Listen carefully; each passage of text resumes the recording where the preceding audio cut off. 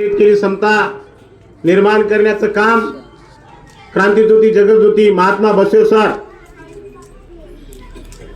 या देशातील सर्व जनता एका छताखाली सुखाने नांदावी, 12 बलुतेदार एका छताखाली सुखाने नांदावीत। या देशातील सर्वश्रेष्ठ थोर राजा हिंदवी स्वराज्याचे संस्थापक छत्रपती शिवाजी महाराज, बहुजन प्रतिपालक शूरवीर राजा छत्रपती संभाजी महाराज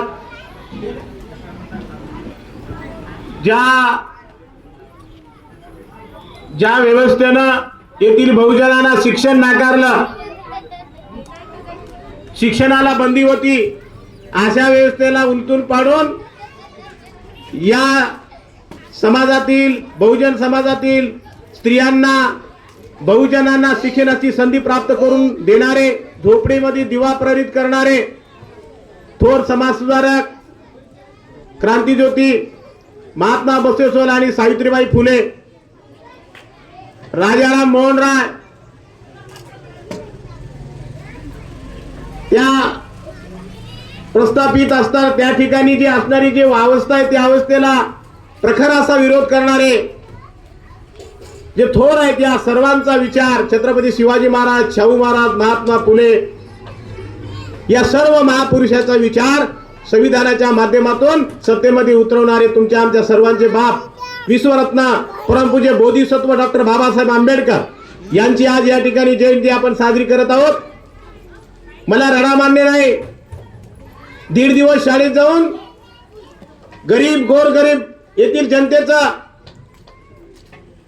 समस्या साहित्याच्या माध्यमातून वेशीवर टांगण्याचं काम करणारे लोकशाहीर थोर शाहीर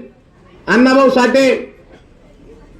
ज्या मातेच्या कुशीमध्ये छत्रपती शिवाजी महाराजांचा जन्म दिला अशी थोर राजमाता मा जिजाऊ, माता रमाई, अहिल्याबाई होळकर, तसेच प्रथमतः तत्पूर्वी नाव घेणं आवश्यक आहे की ज्या महापुरुषाला घडवलं असे थोर पालक सुभेदार रामजी आंबेडकर, या सर्व महापुरुषांना मी विनम्र अभिवादन करतो, अनंत अनंत अभिवादन करतो, विनम्र अभिवादन करतो। तसेच ही महाराष्ट्र संतांची भूमी आहे, या महाराष्ट्रामध्ये अनेक संत होऊन गेले,